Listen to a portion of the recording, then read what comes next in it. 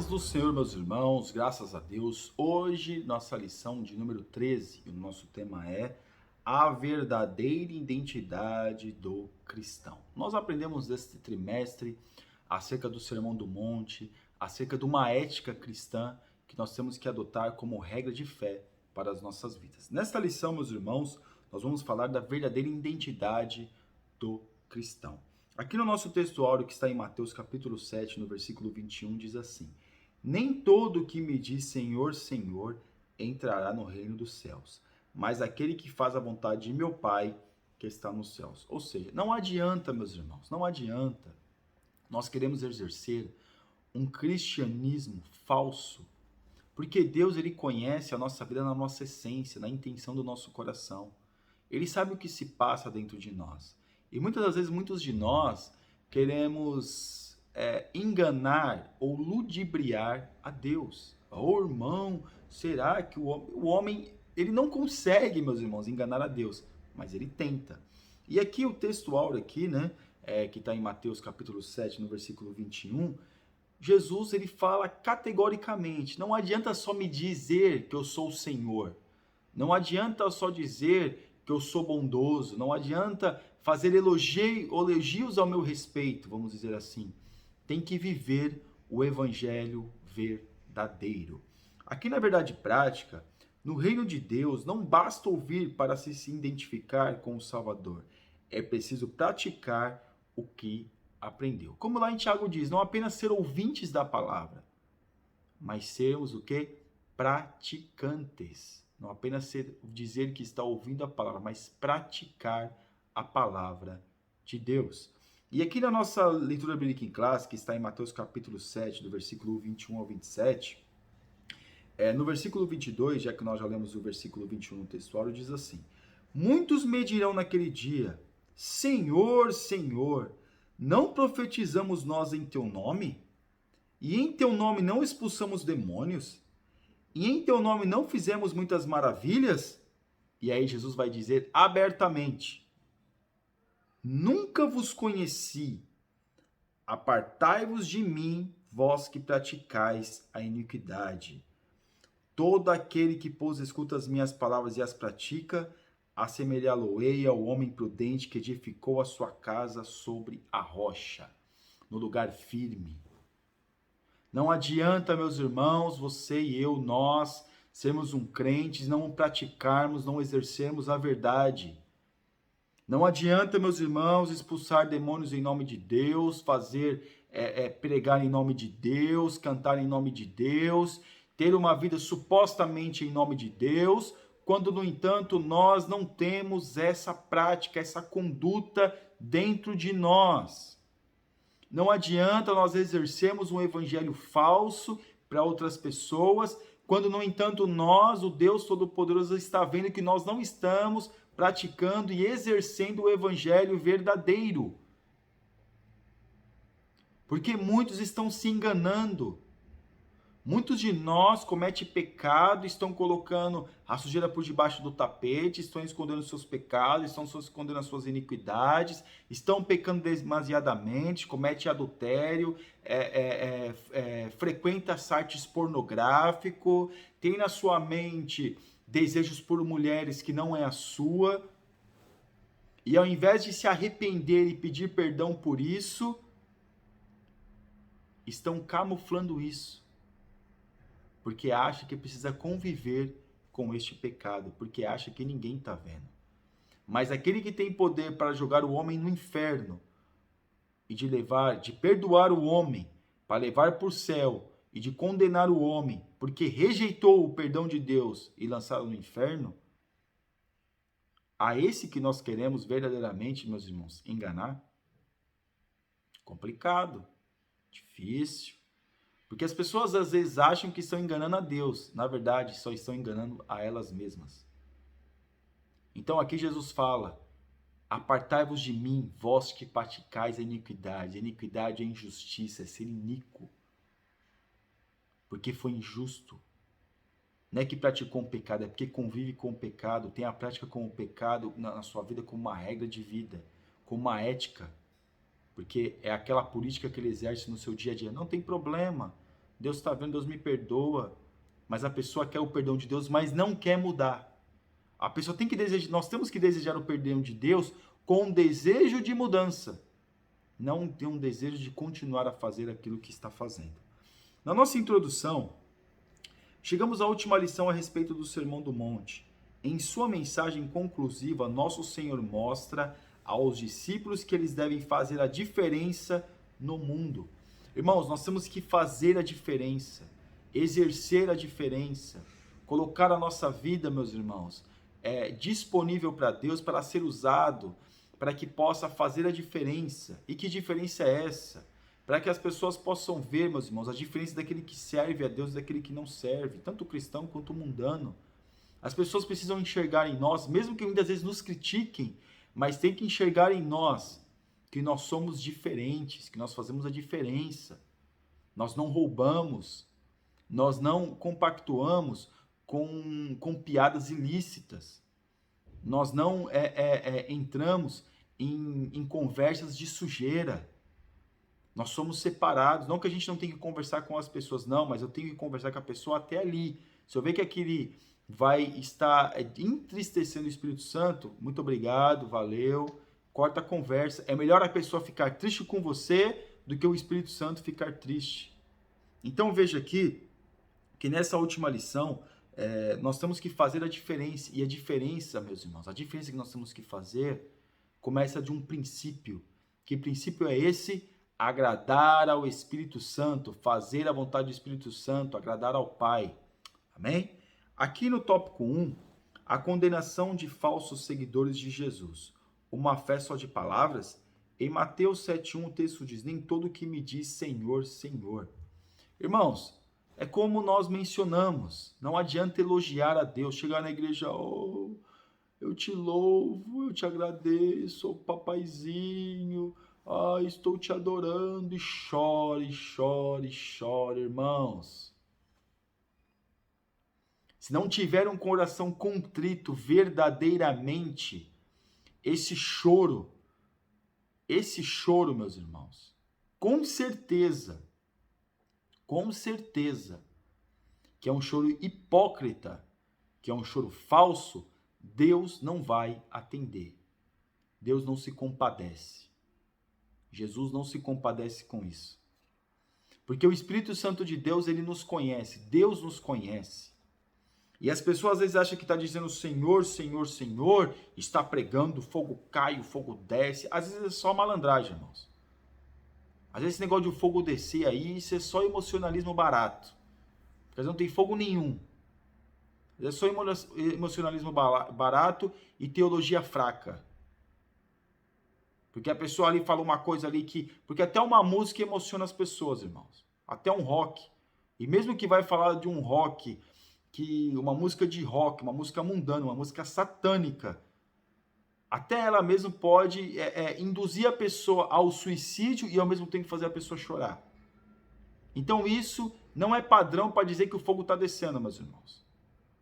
Isso não é padrão para dizer porque a pessoa está achando que o fogo está descendo. Isso não é padrão, meus irmãos. O padrão é quando nós entendemos que nós não somos nada. O fogo desce. O fogo desce no sentido do que a gente entende como o Espírito Santo de Deus, como a nossa cultura pentecostal. Né? A gente entende que o fogo desce, que a pessoa ali está falando língua estranha e não sei o que e tal, e a pessoa está rodando. Nem sempre é de Deus, irmãos. Nem sempre é de Deus. Claro que não cabe a nós julgarmos. Mas se você vê que o negócio está meio esquisito, porque vai demonstrar uma coisa esquisita. É só entender a situação. Então não caia em emocionalismo barato. Seja verdadeiro para com Deus. Porque aqui está dizendo, nem todo que me diz Senhor, Senhor, não adianta dizer que está orando, ai Senhor, meu papaizinho, e fazer e acontecer aquela coisa toda, quando no entanto, meus irmãos, não se arrepende dos seus pecados, não reconhece que é um pecador, não reconhece que precisa mudar aquilo que está lá dentro, que está ferindo o Espírito Santo, que está entristecendo o Espírito Santo. Essa é a mudança que Deus quer de nós. Amém? E aqui na parte 2, os milagres não transformam o caráter. Ou seja, não é pelo fato de nós, de repente, nós sermos usados para exercer o milagre na vida de outra pessoa, isso não quer dizer que está sendo transformado o nosso caráter. E nem a pessoa que está recebendo o milagre. Porque Jesus, ele curou a muitos, meus irmãos. Quando Jesus curou os leprosos lá, o que aconteceu? Vieram ali, 2 ali, se eu não me engano, para poder agradecer, 1 ou 2, os outros 8 ou 9, nem chegaram, nem voltaram para agradecer. Então não quer dizer que o milagre exercido na vida de uma pessoa muda o seu caráter, mas dá a oportunidade para a mudança da pessoa. Então aqui na parte 3, fazendo a vontade do Pai. O verdadeiro discípulo de Cristo é o que vive em total obediência a Deus, fazendo sua vontade. Mas aquele que faz a minha vontade, fazer a vontade de Deus, é claro, não é fácil. Claro, meus irmãos, não é fácil fazer a vontade de Deus. Porque nós temos que renunciar a nós mesmos, nós temos que negar a nós mesmos, nós temos que levar a nossa cruz, como Jesus disse. Não é fácil, mas é necessário. Para fazermos a vontade do Pai, nós temos que andar com o Pai, nós temos que buscar o que? Obedecer ao Pai. Isso cabe a nós fazermos, exercermos esta prática de fazermos a vontade do Pai. Amém? E aqui, tópico 2. Em quem estamos alicerçados? O alicerce começa pelo ouvir. Para ser um verdadeiro discípulo de Cristo, é preciso ouvir as suas palavras. Suas palavras são eterna, espírito e vida. Por meio delas, o interior do ser humano é transformado verdadeiramente, atende para a expressão minhas palavras. No grego, palavra é logos, mas o texto, ela se encontra no genitivo, um modo gramático grego cuja ideia central é de posse. Não é qualquer palavra que devemos ouvir, mas de Jesus. A palavra de Jesus transforma. A palavra de Jesus transforma. Mas é claro, muitos podem rejeitar este perdão. Mas se der lugar para esta palavra entrar, ela transforma. Mas muitos têm aderido a palavras de homens que não têm efeito, que não transforma, que não causam a mudança. E aí que está o problema. E aí ouve esse tipo de mensagem, coloca como regra na sua vida e fala, não, mas foi ele que disse. A pessoa sabe que está errado, irmão. A pessoa sabe que está errada, meus irmãos. A pessoa sabe. Mas ela quer jogar a culpa pro outro, assim como fez Adão.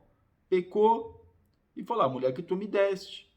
A pessoa está numa igreja, ou liga o YouTube lá, está ouvindo uma mensagem sem pé nem cabeça, sem concordância, sem Deus, sem nada.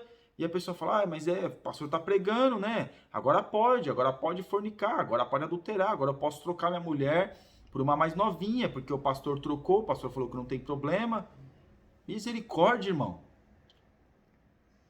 Não tem problema, às vezes, ir num motel, não tem problema nenhum. Não tem problema nenhum eu apimentar minha relação com a minha mulher, eu de repente frequentar um site pornográfico para ver umas coisas diferentes. Misericórdia, irmãos. Que Deus tenha misericórdia da nossa vida. Que Deus tenha misericórdia da nossa alma. Não é assim. Não é assim que Deus quer que nós venhamos tomar atitude. Não é essa atitude que Deus quer que a gente venha colocar em prática. E aqui na parte 2, é a importância do bom alicerce. Os que lidam com a construção civil sabem o quanto é importante a construção dos alicerces.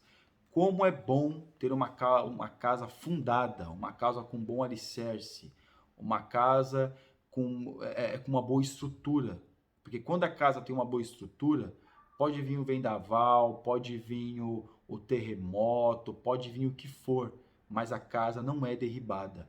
Ela continua firme e forte, porque o seu propósito é ficar ali inabalável. E assim também tem que ser a vida do crente. Na parte 3, a relevância do praticar. Escutar e praticar as palavras de Cristo são as provas de que o discípulo está pronto para viver em plena obediência a Deus, ao que ouve e pratica. Então, quando nós praticamos a palavra de Deus, nós estamos convictos da obediência que nós temos que exercer para com Deus. Essa tem que ser a nossa mentalidade, essa tem que ser o desejo do nosso coração, de exercer a vontade, de colocar em prática a palavra de Deus na nossa vida. Que aquilo que está em nós, quando nós vamos colocar em prática, venha a ser relevante. Para quê? Para fazermos a vontade de Deus, para glorificarmos a Deus. Para aquilo que acontece na nossa vida, venha a ser para a glória de Deus.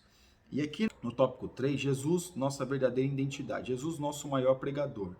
Muitos filósofos, cientistas e pessoas esotéricas gostam de do pregador do Sermão do Monte. Os não religiosos veem Jesus como um ser iluminado, um grande mestre que não prega dogmas, não exige moralismo dos seres humanos, mas apenas ensina o amor, as boas virtudes, a moral.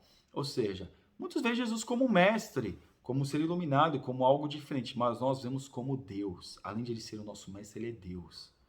As palavras de Jesus para nós têm poder e faz total sentido para a nossa vida, no nosso dia a dia, na nossa realidade, na nossa conduta. Irmãos, a palavra de Deus é o sentido de que nós temos para a nossa vida, é o sentido que nós temos que aderir para a nossa existência. Amém? E aqui na parte 2, a autoridade do ensino de Cristo. Quando o Senhor conclui o ensinamento do Sermão do Monte, a multidão estava admirada, assombrada, maravilhada com o que acabara de ouvir. Por quê? Porque não é apenas uma mensagem, meus irmãos, é uma mensagem com amor, é uma mensagem com autoridade, é uma mensagem que as pessoas, meus irmãos, enxergavam a diferença. A mensagem de Jesus era uma mensagem diferente, era uma mensagem que abençoava, que trazia paz para o coração das pessoas, que não é apenas uma exigência. Tem que fazer, porque você tem que fazer, porque você não fizer, você vai ser amaldiçoado. Não. A palavra de Deus nos dá opção. É claro, a opção melhor é sempre a Cristo. E se a gente quiser escolher outra opção, é direito nosso. Mas há consequências. Então veja que Jesus aqui, ele está ensinando o povo e o seu ensinamento é diferente, porque ele disse aquilo que nenhum profeta nunca havia dito. Ele mencionou palavras que nenhum profeta nunca havia mencionado. Por isso que Jesus é Deus. Por isso que Jesus é poderoso. Por isso que Jesus faz a diferença na nossa vida. Porque os esotéricos, eles não resolvem o problema da nossa vida, mesmo sabendo o futuro. Algumas pessoas, eles podem aliviar, às vezes, a dor da outra pessoa, porque alivia, meus irmãos. Às vezes alivia, mas não resolve. Algumas religiões podem aliviar, às vezes, a angústia e a dor das outras pessoas, mas não resolve. O único que pode resolver a nossa realidade é Cristo, é o Deus Todo-Poderoso. Amém?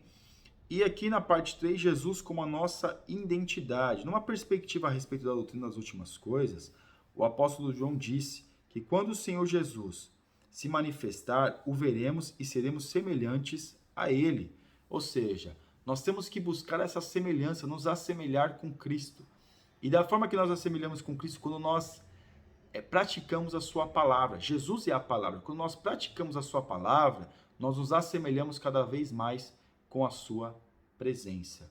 E é isso que nós temos que desejar, nos parecer mais com o nosso mestre. Nós temos que parecer mais. O discípulo, quanto mais ele anda com o seu mestre, mais ele parece com ele. Tanto na forma de andar, como na forma de falar, como a sua conduta de vida. E é isso que nós temos que buscar para a nossa vida. Na nossa conclusão, o ensinamento do Sermão do Monte é para ser posto em prática, não apenas para ser admirado ou debatido. A sua preciosidade só pode ser provada verdadeiramente quando praticamos o que o sermão nos ensina. Então veremos o quanto a virtude do reino de Deus tem um padrão elevado e celestial. Sua ética não é deste mundo, mas o céu.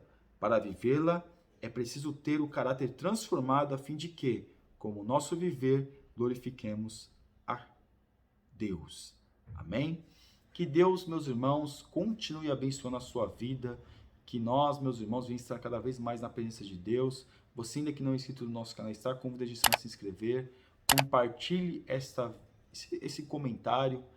e que Deus continue abençoando a sua vida. Amém? Deus abençoe, meus irmãos.